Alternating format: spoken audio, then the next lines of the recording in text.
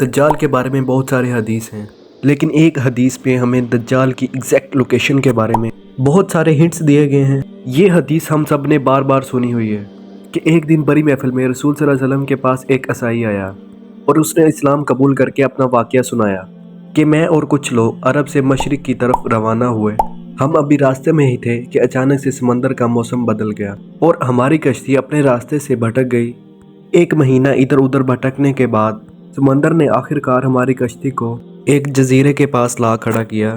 بڑی کشتی چھوڑ کر ہم چھوٹی کشتیوں کے ذریعے اس جزیرے میں پہنچے اور وہاں ہماری ملاقات ایک عجیب قسم کی مخلوق سے ہوئی جو بالکل کالا اور جسم پر بہت زیادہ بال تھے، اور اس نے اپنا نام جساسہ بتایا۔ اور ہم نے ان سے پوچھا تم کیا چیز ہو، کیا مخلوق ہو؟ اس نے کہا مجھے چھوڑو، وہ ادھر ایک مندر ہے، ادھر جاؤ، وہاں ایک شخص تمہارا بہت شدت سے انتظار کر رہا ہے۔ ادھر ہم نے ایک شخص کو زنجیر میں بندھا دیکھا اور اس نے ہم سے 3 سوال پوچھے کہ مجھے بیسان کے درختوں کے بارے میں بتاؤ، کیا اس میں کوئی فروٹ پھل وغیرہ ہیں؟ ہم نے کہا بالکل، وہاں بہت سارے فروٹس پھل وغیرہ ہیں۔ اس نے کہا بہت جلد وہاں کچھ بھی نہیں ہوگا۔ پھر اس نے پوچھا مجھے لیک اور تبریا کے بارے میں بتاؤ، کیا اس میں پانی ہے یا نہیں ہے؟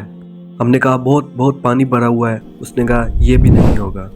پھر اس نے کہا مجھے ایک امی پیغمبر کے بارے میں بتاؤ، کیا کیا ہے اس نے ابھی تک؟ ہم نے بتایا کہ وہ مکہ سے نکل کر مدینہ میں آباد ہو چکا ہے۔ اس نے کہا کیا واقعی وہ یثرب مدینہ آ چکا ہے؟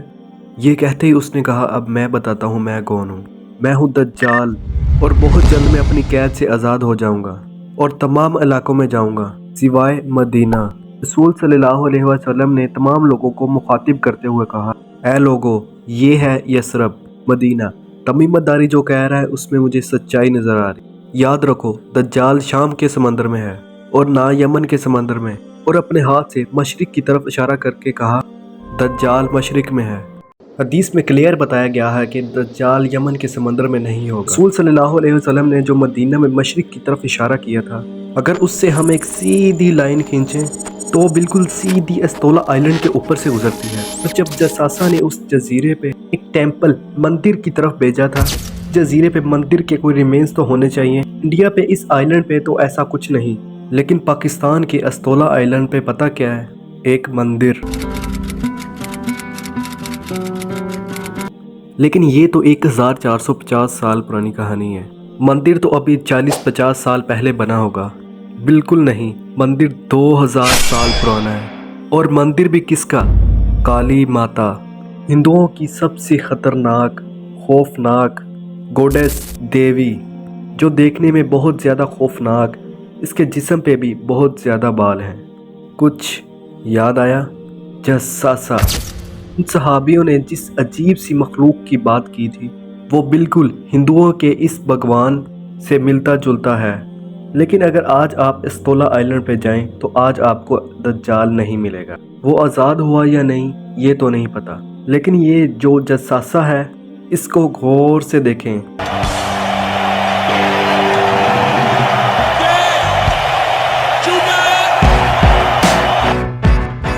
1970 میں امریکن میوزک انڈسٹری میں سب سے بڑے برانڈ میں سے ایک برانڈ ہے رولنگ سٹونز برانڈ، جس نے اپنا یہ لوگو ہندو گوڈیس کالی ماتا سے انسپائر ہو کے بنایا، اور یہ لوگو پچھلی مشہور صدی میں سے ایک ہے۔ اور Rolling Stones brand don't have the ranked brand of the all time مانا جاتا ہے۔ دجال کے جزیرے والے جساسہ کا پوری دنیا کے میوزک انڈسٹری اور موویز انڈسٹری میں شیپ کرنے میں بہت بڑا ہاتھ ہے۔ عیسیٰ داؤد نے اپنی کتاب میں لکھا ہے کہ دجال زمانہ قدیم سے بحر الکاہل کے ان غیر آباد اور ویران جزیروں میں رہتا تھا۔ رسول صلی اللہ علیہ وآلہ وسلم کے وصال تک وہ بیڑیوں میں جگڑا ہوا تھا، مگر آپ صلی اللہ علیہ وآلہ وسلم کی وفات کے بعد اس کی بیڑیاں ٹوٹ گئیں، یعنی کہ سنگل ٹوٹ گیا اور وہ آزاد ہو گیا، مگر اسے خروج کی اجازت نہیں، لہٰذا وہ برمودا ٹرائی اینگل کے قریب ویران جزیروں میں رہتا ہے، وہاں سے اپنی دجالی قوتوں اور پیروکاروں کے ذریعے خروج کی تیاریاں کر رہا ہے۔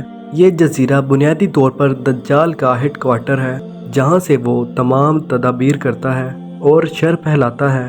اب ان جزیروں میں دجال کا جزیرہ کون سا ہے، اس کا صحیح علم صرف اللہ تبارک تعالیٰ کو ہی ہے، اور اپنے مقررہ وقت پر اور اللہ کے حکم سے دجال وہاں جزیروں سے نکل کر انسانی آبادی کی طرف آ جائے گا، جو ہمارے لیے ایک آزمائش اور فتنہ ثابت ہوگی، جس فتنے سے بچنے کے لیے ہمارے پیارے نبی حضرت محمد صلی اللہ علیہ وسلم نے رستہ دکھایا ہے۔